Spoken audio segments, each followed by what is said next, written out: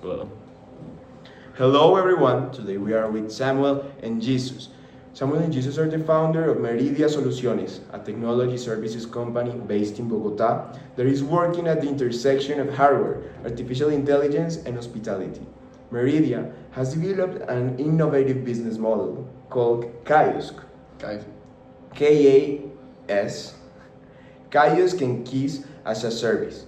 Before we dive into the legal framework, let's understand what Meridia actually does. Samuel, could you walk us through what the business is, how it started, and how your current customers are? First the business started 6 months ago, yeah. more or less. The company has three partners, and the partners are Jesus, me, and other partners. Investors, right? Yes, the investor part.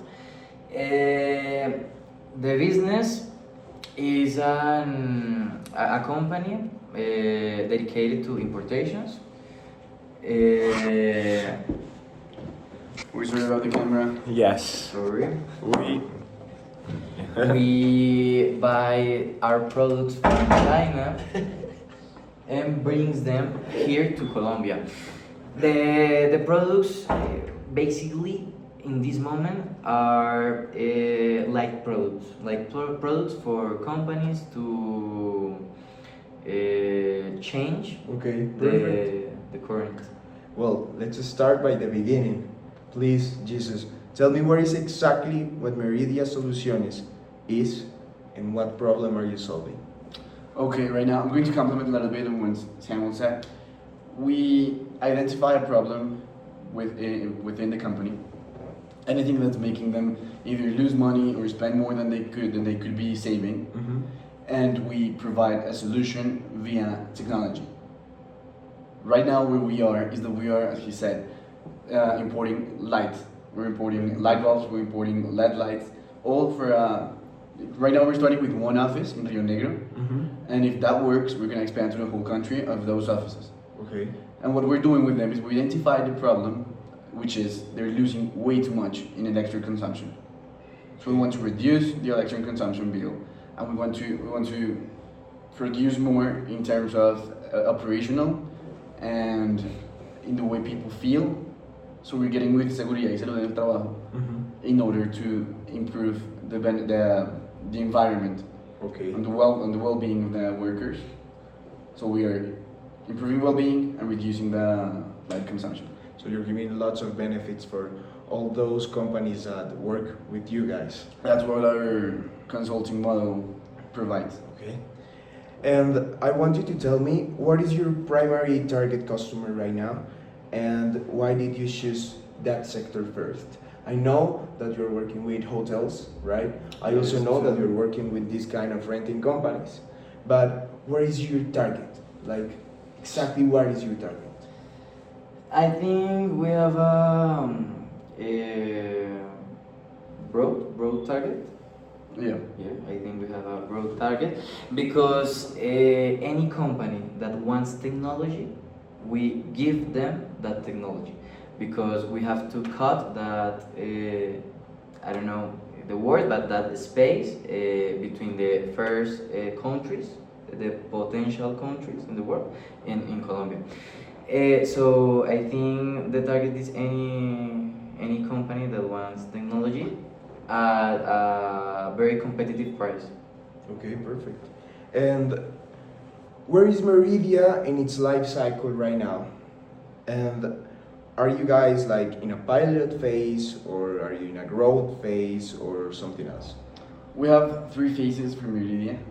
The first phase, it's about accumulating cash, just cash. We're not trying to innovate, we're not trying to be different, we're not gonna deliver our Mac. I like the example of the Mac because what happened with Steve Jobs is that he delivered functional products that gave him enough cash to lose in order to sell the Mac and lose money with it. The Mac was innovative, but it was sold in a market that wasn't prepared and wasn't educated enough to buy it. Okay. We are right now before our Mac. Phase one is accumulating cash, is selling lights, is selling anything that can create revenue for ourselves and for the investors.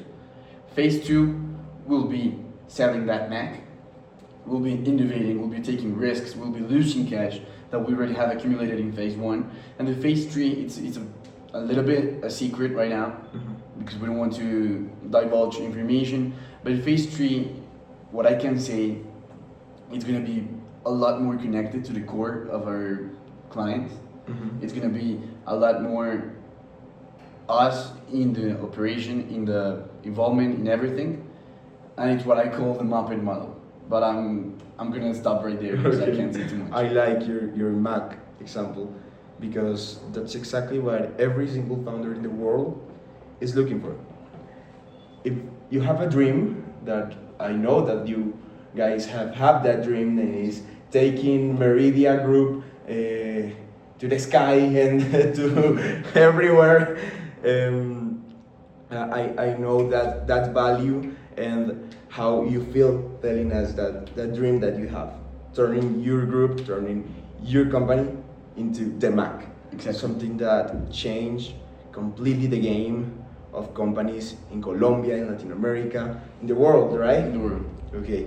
Well, Samuel, and I want you to tell me about your team structure right now. I know you already told me about that you both guys are working so hard for it. Also, you have some investors. But how many people are working at Meridia? How many people are working with you guys in that project that you have in Rio Negro?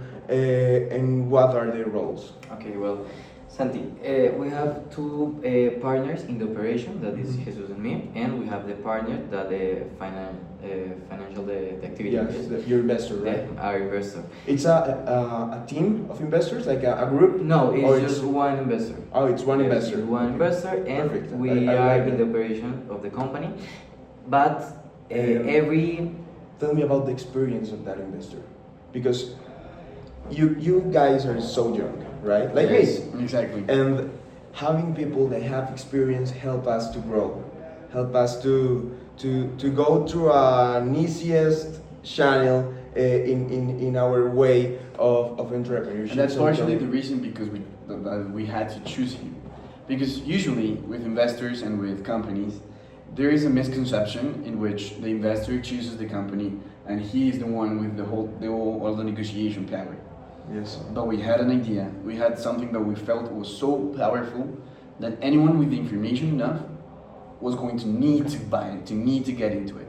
Yes, So we that's chose right. the investor, not the other way around. We chose him because he has created companies here in Colombia, because he has experience in different sectors, In technology too. in technology, because he has the contacts, and of course he has the money. He wouldn't be an investor if he didn't. But the key factor that I want to lay out here is that our idea is so powerful, our idea is so innovative, that anyone with capital should feel grandeur, should feel thankful that he has an opportunity to invest in it. And are you guys working with someone else, like Yes. in Yes, Rio Negro? I wanted to tell you that every project is different. For example, the hotels is different to the project in Rio Negro, and the people that we need to do that work is different. For example, in Rio Negro now we already how do you say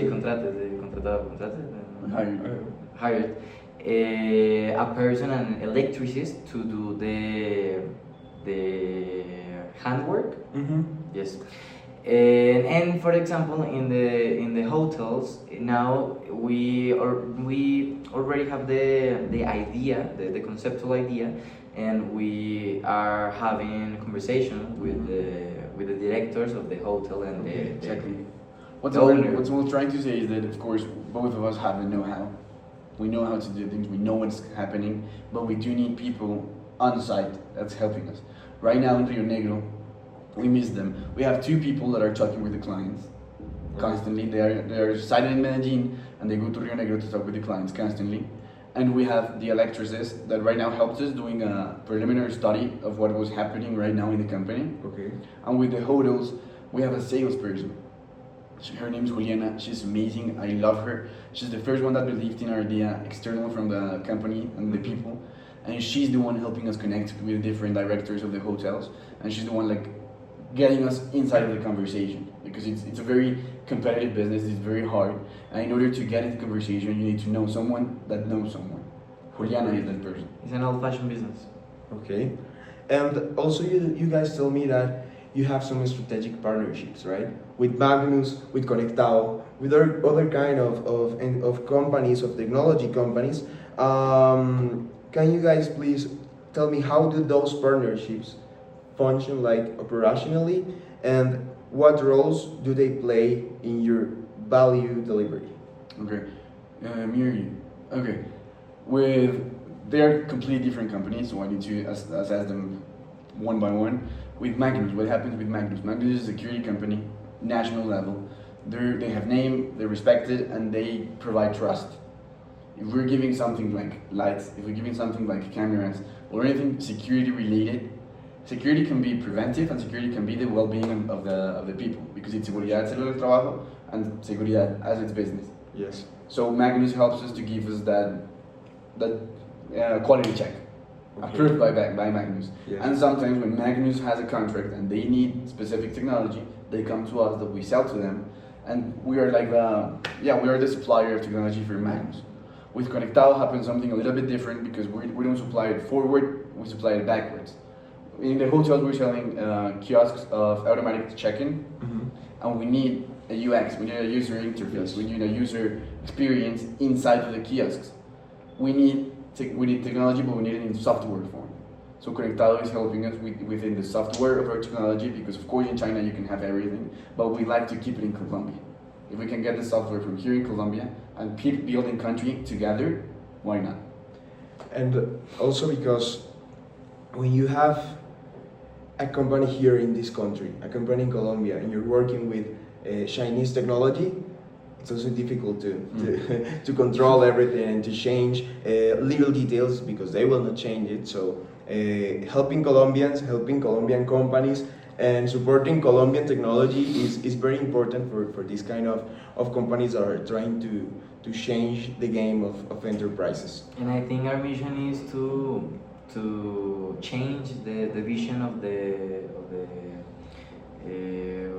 owners of companies here in Colombia about the technology. Of course, They think it's way too expensive and way too unreachable, and it's not. it's not. Well, I think that now we know everything about Magnus, and about Conectado, and about Meridia. You guys are working so hard. You have a very strong dream that you're making it come true with your work, and I would like to change a little bit our conversation. I would like to go into the real work, to the real world. Let's talk about employment structure and classification risks. So I have a question. I don't know who of you are going to answer this, but you guys mentioned in a conversation that we have a programmer, right? A developer for your software too, because I know that you have all those suppliers that gives you AI, gives you technology, gives you UX, but also you told me about the programmer that is like aware of all those small details in the structure, also in your landing page, right? Because you have one. I know you have a very good website where your customers are going to find like all their information. So I would like you guys to tell me how is that person formally contracted or hired with Meridia, and is it like a traditional employment agreement or a freelance contract or something else? We have two developers right now. Mhm. The first one works as a freelance, in which we ask him, I need you to build this software, I need to do this, and we pay, because we're not big enough yet to start contracting people in a traditional labor agreement. And the second developer, I want you to meet him. He's sitting by your left. As every founder, as every entrepreneur will say, you have to do everything. You need to know how That's to do right. every single little thing. I've started coding recently, because I know there's going to be a time in which we can't contact that developer, in which is busy.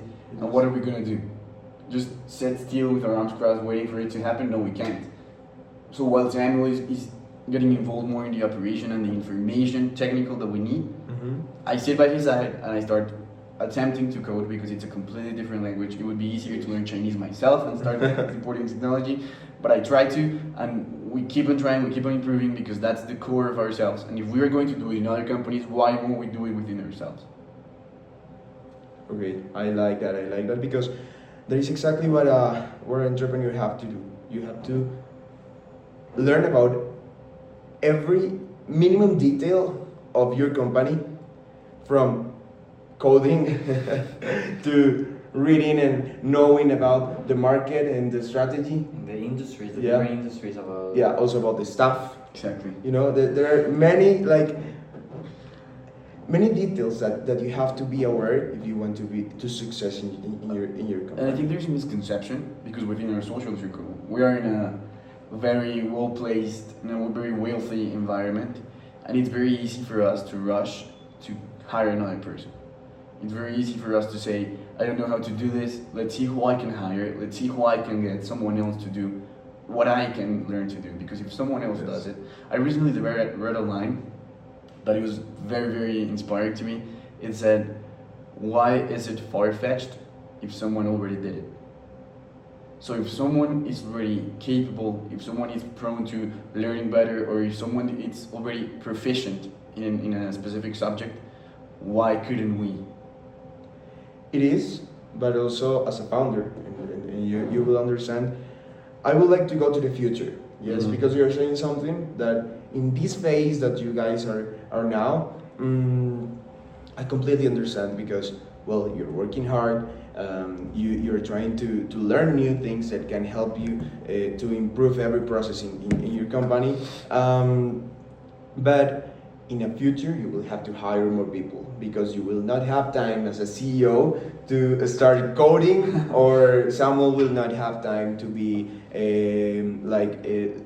I don't know, aware of the staff or other kind of people. You have to be like you're in charge of the strategy, right? So you will have a lot of work. So guys, as you scale, and I know that you will need to hire more people, what types of employment relationships do you anticipate creating?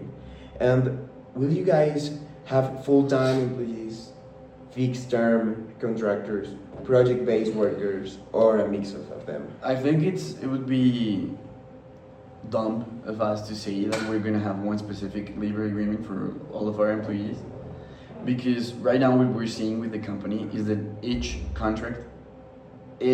one has a specific need. For example, with the lightings in Rio Negro, we need someone, project-based labor, that helps us install the lights. Okay. We need someone with a fixed term that helps us connect with the clients, because I don't know if you know, but in Medellin, in Rio Negro, the Paisa culture is very strong. And if you don't have the accent, they don't work. So we need someone with a Paisa accent, speaking with the company, speaking with the clients, helping us connect with them. And when that's done, we're not gonna contact them anymore because we're not gonna need them. And sometimes we'll need people hired by Obra Labor. Yes, for Exactly. example, in the Rio Negro contract, we have to hire someone, not the electricians, other type, other men that put all the light Okay, products and until he Finishes. finished, we don't. The contract is not finished. Yes. And you're talking about Medellin, but no, I'm going to talk about Colombia because, as you guys know, there is a very important distinction in Colombian labor law between employment relationships and independent contractor relationships. The three essential elements that we saw in a class that we're together with this amazing professor Santiago Bonivento. I don't know if you remember that class. Of course, I can't forget it. Yes, there are three elements: the personal rendering of service, the remuneration, and the subordination. When you guys hire people in the future, how do you envision the balance between control and worker independence? That's a very good question. And I think it sums up in the proficiency of the workers that we hire. We need to be very, very selective in which people work for us and which are not, in the way that we are choosing, because right now we are choosing our clients, So we will need to be choosing directly from us our workers, because there's gonna be some independence needed. They need to work independently, and they need to be capable of taking good decisions in a moment of friction. Because there are gonna be times in which neither Samuel or me are being capable to get contact, and they're gonna need to take the decision. I think there is an important point because we have workers, but they do the work independently because we don't know about the matter of what they are doing because we don't know about electricity.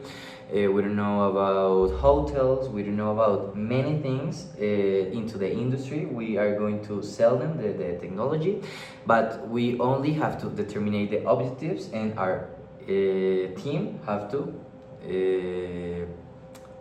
go and reach that objectives. Okay. You told me that now there is people working with you. Let's talk about money. I like to talk about money. How do you currently determine the compensation for your team? Is there a formal salary band for everyone, or is it negotiated with every every every every single person in your team, or what you guys are doing to negotiate or determine Right now we're small. salaries? Right now we're pretty small. We haven't classified yet the type of worker and the compensation in order to just put them in a box and done with the work. So we're negotiating the compensation with each worker. For example, the electricist that went and did just the study of the lights in the current state charged us like 120,000 pesos, Mm-hmm. and that was it. I'm Okay. good, thank you for your time. The people that are talking right now with the client in Rio Negro, they're charging us for each conversation. It's pretty much, right now we're doing it like that, but I know eventually we're gonna need to classify our workers because there's gonna be way too much in order to say, I'm gonna talk with you, and you. It's not efficient. For example, our sales agent is with commission. Okay. So in the Oh, she's working with by commission. by commission, Yeah. yes. I like that because you guys know that in Colombia, employers are required to contribute to social security, Mhm. right? I know for an entrepreneur, this is like the enemy. Because when you're starting, I say it because I live it, I do it, I don't pay social security to my employee, right? Because, well, yes, he's working for me, I'm paying his salary every 15 days, but I'm Today? starting. No, Today's Tuesday. I'm not organized. Well, but my other employees, yes, but that's done. They have social security. But the employees of my pizzeria have social security. Conectado, that is my artificial intelligence company, they don't have social security because they are not that much, because we're looking for to grow a little bit more, and I want you guys to tell me about that. And here we are not talking about me. We're talking about you. Tell me, what are you doing with this? But with the truth, are you paying social security? Of course not. Of course you're not. We are too small. Because as I told you, You're we are- starting, you're small. Yeah. You're not small. Oh no, we're No, you- As I you're- told you, we are not hiring. Specifically because of that. We are not hiring because we're not going to waste minimum wage in people that we're using 2, maximum 3 times a week Yes. for 20 minutes conversation, 20-minute work. We're not going to waste money. We're not going to waste in social security. We're not going to waste in all of the other ifs and don'ts that come with hiring someone. Yes.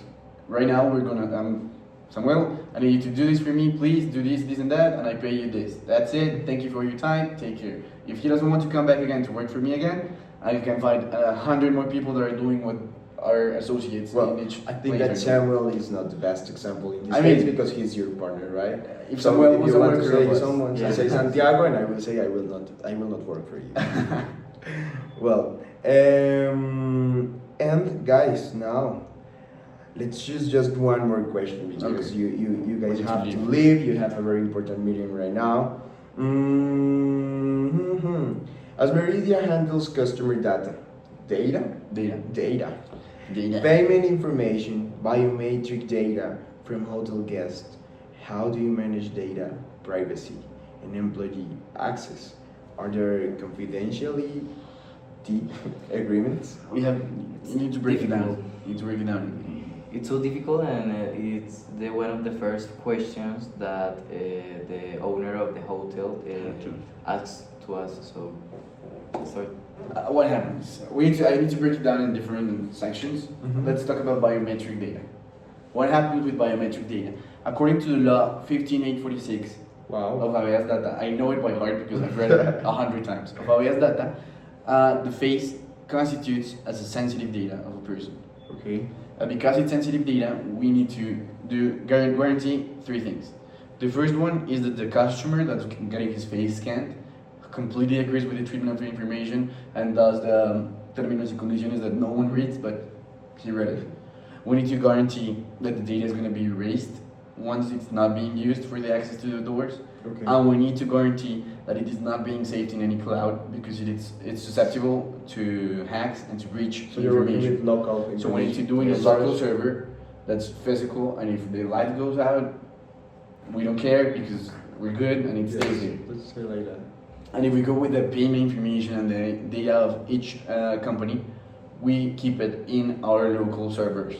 Okay. We're not uploading anything to any cloud because it is very sensitive information and it's breachable and it's breakable. I'm sorry, it's breakable. So we need to be very cautious with who we share the information with, how we store it. But the principle and the most risk about this is the biometric data because of the law 15846.